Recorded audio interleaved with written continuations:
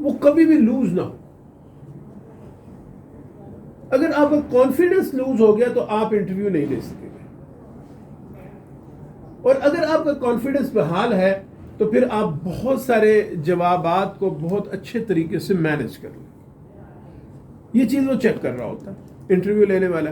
आपकी ये टांगे नीचे से कांप रही हैं, फिर नजर आ रही मेरी टांगे, ये आपका जो साइकोलॉजिस्ट बैठा होता है वो आपको ऑब्जर्व कर रहा होता है। सबसे पहले वो चुप करके यूं बैठा होगा, आपको देख रहा होगा, आपके बॉडी पोस्चर को देख रहा होगा, आपके बातचीत करने के अंदाज को देख रहा होगा, आपके लेवल ऑफ कॉन्फिडेंस को देख रहा होगा, आप किस तरीके से रिस्पॉन्स करते हैं इस चीज को वो देख रहा होगा। They are more concern with your behaviour as compare to your knowledge. मैं अक्सर ये जो पुराने इनसे मेरी थोड़ी सी इंटरेक्शन है, ये मुझे जानते भी हैं, मैं अक्सर ये कहा करता हूं कि देखें कि मैं घर से क्या करके आया हूं आपको कुछ पता नहीं,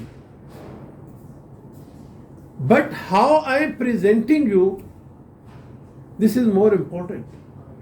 और यही आपके नॉलेज की बात है, यही आपकी कॉन्फिडेंस की बात है। ये नहीं है कि नॉलेज में आप बिल्कुल भी कुछ ना कहें और वो पूछे जनाब पाकिस्तान का कैपिटल क्या है तो आप कहें सॉरी सर, वो कहें लाहौर किधर है तो आप कहें सॉरी सर, वो कहें पेशावर किधर है तो आप कहें सॉरी सर, वो कहें आप किधर हैं तो आप कहें सॉरी सर, तो फिर वो भी कहेगा सॉरी सर, जाइए। देखिए ये जो हम बार बार कहते हैं कि नॉलेज जो है जरूरी नहीं कि आपको हर चीज की इंफॉर्मेशन हो, but it doesn't mean that you don't have any information. You don't require the information of everything, but you require the information of something. आपको कुछ भी पता ना हो तो फिर तो मजा नहीं आएगा ना। तो लिहाजा जब हम इंटरव्यू की बात करते हैं तो आप याद रखें कि this is a structured conversation, जिसके अंदर हम हमेशा जो है ये चीज़ देखते हैं कि ये आदमी का कॉन्फिडेंस लेवल क्या है, इसका इंटरव्यू के लिए आना कैसा है, ये बातचीत कैसे करता है, ये घबरा तो नहीं जाता, ये हाइपर तो नहीं हो जाता, इससे जब क्रॉस क्वेश्चनिंग की जाती है तो ये गुस्से तो नहीं होता, क्या ये कूल रहता है, क्या ये कॉन्फिडेंट रहता है। ये सारी चीज़ें जो हैं आपके इंटरव्यू के अंदर देखी जाती हैं, ठीक है। और साथ साथ आपका नॉलेज, आपकी इंफॉर्मेशन वो भी चेक होती है कि आपको जो है किसी चीज़ के बारे में कितना इल्म है।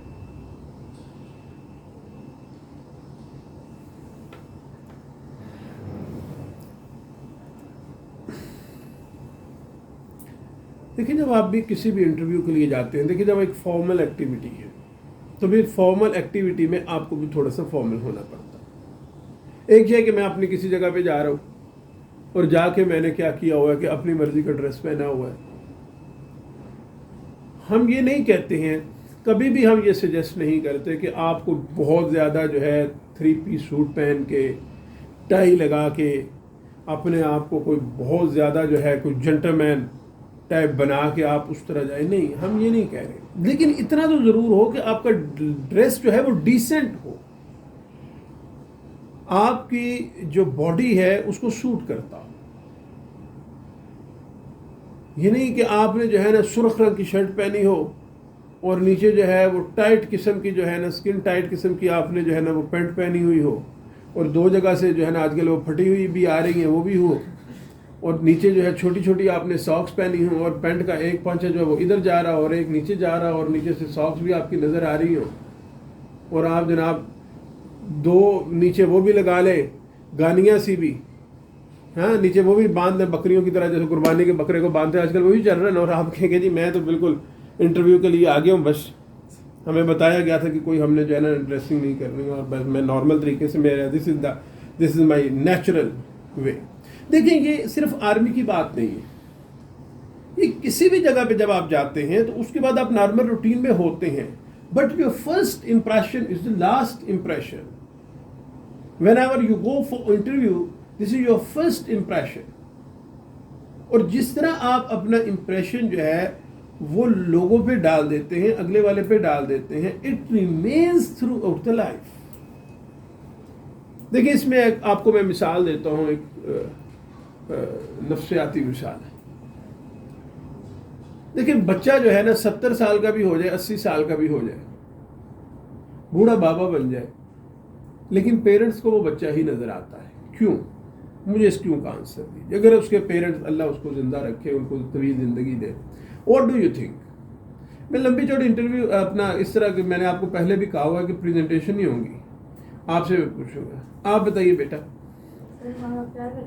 नहीं, प्यार की वजह नहीं है, मुझे आप इसकी लॉजिक बताएंगे कि 50 साल का भी आदमी हो जाता है, 60 साल का भी हो जाता है, वो बाबा होता है, उसको लोग देख के, कोई अंकल कहता है, कोई बाबा कहता है, सीट से उठ के भी लोग दे देते हैं, आ जाए अंकल जी, आ जाए, आप सीट पे बैठ जाए बस पे। दाढ़ी बेचारे की सफ़ेद हो गई, घुटनों में दर्द है, चला भी नहीं जाता। But whenever his parents sees to him, तो वो क्या कहते हैं कि बच्चा आ गया, हमारा बच्चा बच्चा बच्चा बच्चा। क्यों? आपने बताया बच्चे से प्यार करते हैं, प्यार तो बहुत सारी दुनिया करती है, बच्चे भी अपने वालिदैन से प्यार करते हैं, तो वो क्यों नहीं कहते हैं कि मेरे वालिदैन भी बच्चे हैं? अगर प्यार ही रीजन है, उसको बच्चा लग रही है, बेटा आप बताओ। सर जैसे कि उनके सामने उसकी बर्थ की है, तो वो फर्स्ट। देखिए मैंने आपको यही तो कहा कि your first impression is the last impression. Very good, excellent, clapping for you, good. कि देखिए मैं यही पॉइंट आपको कन्वे करना चाह रहा था कि your first impression is the last impression. उन्होंने बच्चे को इस तरह देखा है, पैदा होते हुए बच्चा पैदा हुआ, उनके पास आया और उन्होंने उनको देखा। आप मुझे जिस एज के अंदर देख रहे हैं, आप कॉन्सेप्ट आपके जहन में मेरी एज का यही आएगा, जो जिस एज में आपने मुझे देखा। आपको मैं 30 साल के बाद किसी जगह पे मिलता हूं और बड़ा बूढ़ा बाबा, सोटी पकड़ी हुई, लेकिन but you have the idea, you have the picture about myself as you have seen first time. अब मैं आपको अपनी पिक्चर लाके दिखाऊं 10 साल की, 7 साल की, 5 साल की, तो आप कहेंगे आप भी ऐसे होते थे, तो बड़ा अजीब सा लगेगा। इवन के if you see the picture of your parents, कि जो बचपने की दिखाते हैं, तो आपको बड़ा अजीब सा लगता है, आप कहते हैं ये क्या, ये कहाँ से आ गए? क्यों? कि आपने अपने पेरेंट्स को जिस तरीके से देखा है, आप उस आदमी को उसी तरीके से जज करते हैं। So your dressing matters a lot, कि आप जो है किस तरह की ड्रेसिंग करके जाते हैं, और जब आप किसी के सामने जाते हैं तो आप किस तरह के होते हैं। बच्चा कब है? 25 क्या हाल है भाई? ठीक है, जानते हो देखते हैं। तो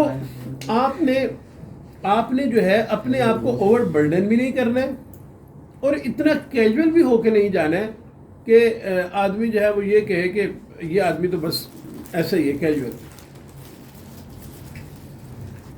देखिए इसकी मैं आपको practical example, I have the practical example of many things. शायद मैंने आपको पहले भी एग्जांपल दी। मेरा छोटा भाई माशाल्लाह से अभी स्पेशलिस्ट है, मेडिकल के शोबे में चला गया, डॉक्टर बन गया।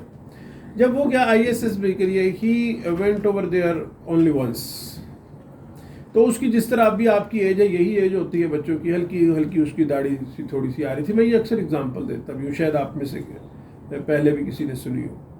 तो वो थोड़ी थोड़ी आ रही थी, उसने कैंची से कोई इधर से बाल काटे, कोई इधर से काटे, कोई इधर से काटे, कोई इधर से काटे। वो इंटरव्यू के लिए चला गया। ISS भी माशाल्लाह ठीक था, ज़हीन था भी बड़ा स्मार्ट, खूबसूरत सा, जिस तरह का फ़ौज को रिक्वायर्ड होता उसी तरह का था। और बाकी सारी चीज़ें भी ठीक थी, ISS भी अच्छी हुई, बाकी सब कुछ भी ठीक था। उस हिसाब से मैट्रिक में, सॉरी FSC में मार्क्स भी उसके माशाल्लाह बहुत अच्छे थे। But when ever he went for interview, तो इंटरव्यू वाले ने सारी बातें होने के बाद उसे क्वेश्चन किया। उसे कहा कि जी आपने दाढ़ी रखी हुई है? उसने कहा नहीं, दाढ़ी से नहीं रखी हुई। तो उसने कहा why you are not properly shave? उसने कहा सर आपने मुझे को सिलेक्ट कर लिया जो मैं शेव करके आऊँ। सिलेक्ट किया नहीं और आर्मी के रूल आप मुझ पे लगाने लग गए हैं। तो जब आप सिलेक्ट करेंगे तब मैं शेव भी प्रॉपर कर लूँगा, कि आज ही से जो है ना मैं फौजी बन के और उसी तरह बाल कटवा के और शेविंग करके और आज मैं इस तरह हो जाऊँ, तो इस तरह हो जाऊँ। उन्होंने उसको एक दफ़ा वापस भेजा। They called him for a री इंटरव्यू। री इंटरव्यू हुआ, फिर उसको भेजा, तीसरी मरतबा फिर उसको बुलाया इंटरव्यू के लिए, and finally he was rejected.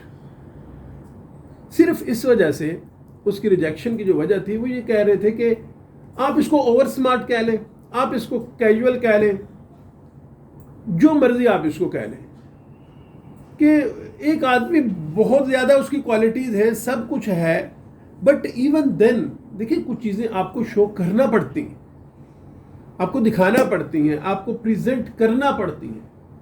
अगर आप बिल्कुल ही नहीं प्रेजेंट करेंगे, आप बिल्कुल कैजुअल हो जाएंगे या बिल्कुल ओवर स्मार्ट हो जाएंगे, आप कहेंगे मुझे क्या परवाह भाई, तो वो कहेंगे जब भाई आपको परवाह नहीं है तो आप इधर लेने क्या आए। तो आपको कुछ ना कुछ तो परवाह करनी पड़ेगी ना, कि नहीं करनी पड़ेगी। तो इंटरव्यू के लिए जाते हुए सबसे पहले आपने अपनी जो फिजिकल अपीयरेंस है उसके मुताबिक अपनी ड्रेसिंग करनी।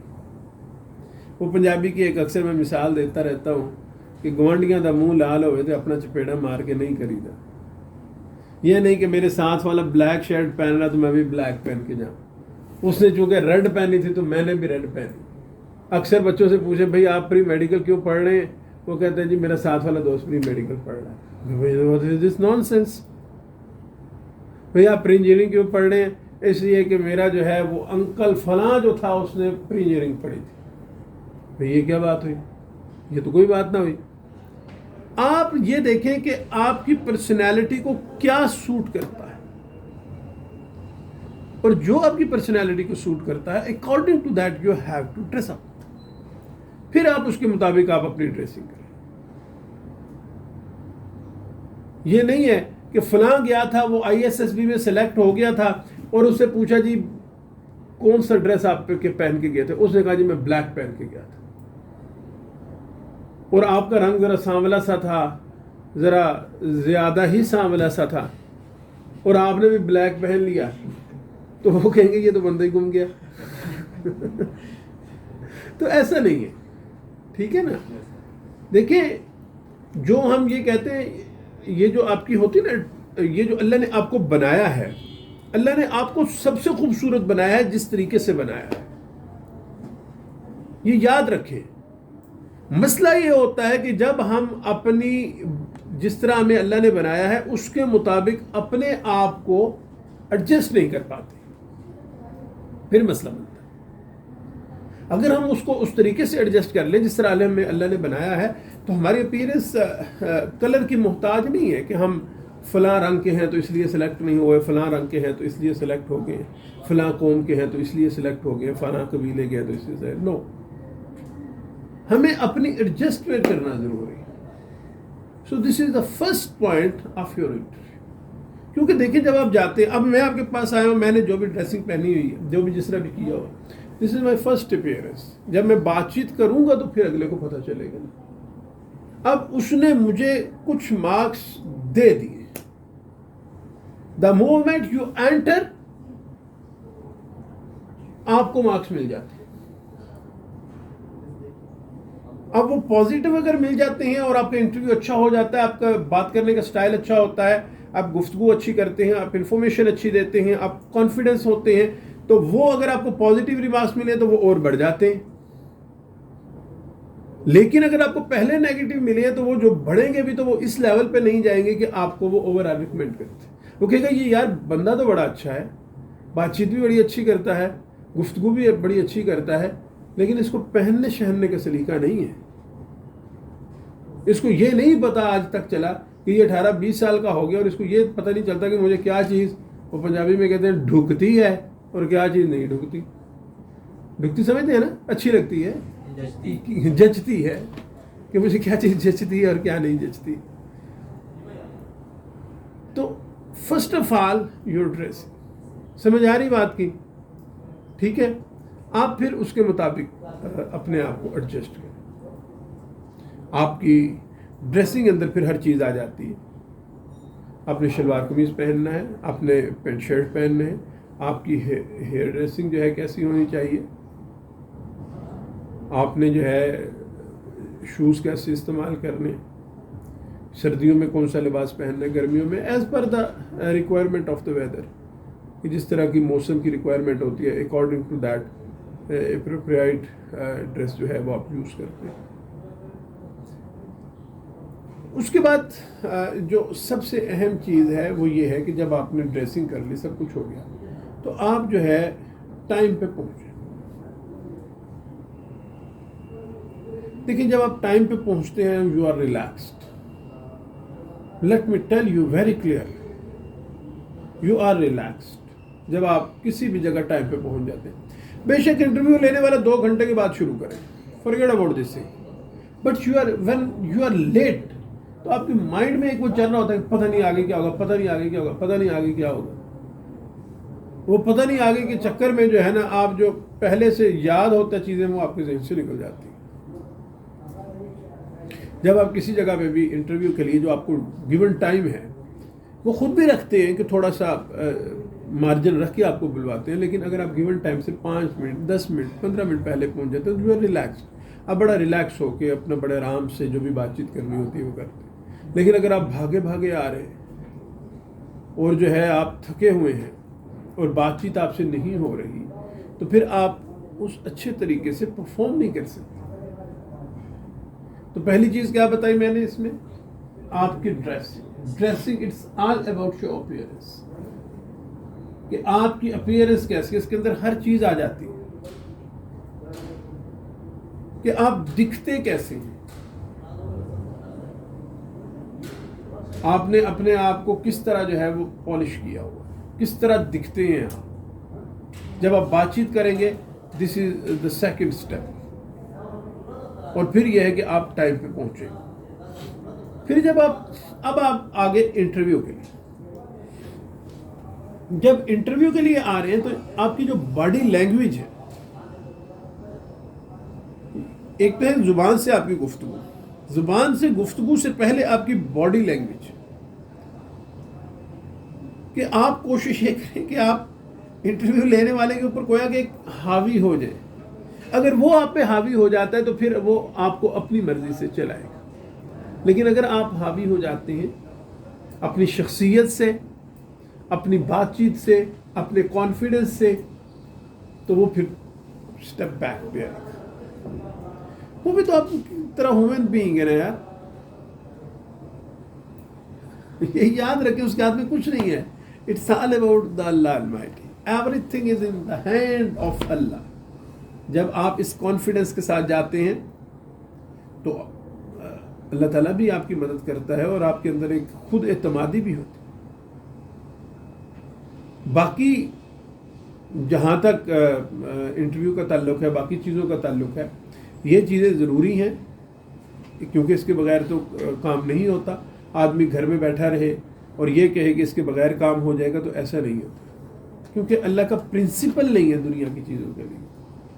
अल्लाह ने जो अपने प्रिंसिपल बनाए हैं ना, जो इसकी सुन्नतें हैं, वो सुन्नतें यही हैं कि आप एफर्ट करेंगे, आप कोशिश करेंगे, और फिर अल्लाह ताला जो है उसके ऊपर आपको नतीजा देंगे। तो जो आपकी बॉडी लैंग्वेज है वो बड़ी ही जो है पॉजिटिव होनी चाहिए, बड़ी ही कॉन्फिडेंट होनी चाहिए। आप क्या समझते हैं बेटा कि बॉडी लैंग्वेज से, कि कॉन्फिडेंस से आपकी क्या मुराद है? आप बताओ जी। आपका जो अंदर आने का जो है, मास्क किधर है आपका? अंदर आने का स्टाइल है जी, उससे यानी कि अच्छा होना चाहिए, बेहतर होना चाहिए, एक जेंटलमैन। देखिए, बॉडी लैंग्वेज का मतलब ये है कि आपका बात करने का अंदाज, आपका बोलने की जो है पिच, जो है वॉइस की जो पिच है, कितना ऊंचा बोलें, कितना कम बोलें, और जो है बात करने का स्टाइल, और आपका पूरी बॉडी का posture, it's all about the body language. Body language ये नहीं है कि आप सिर्फ कमरे से एंटर हुए और आपने चेयर को इधर ड्रैग किया, इधर ड्रैग किया, और यूं करके आप बड़े आराम से बैठ गए और बस।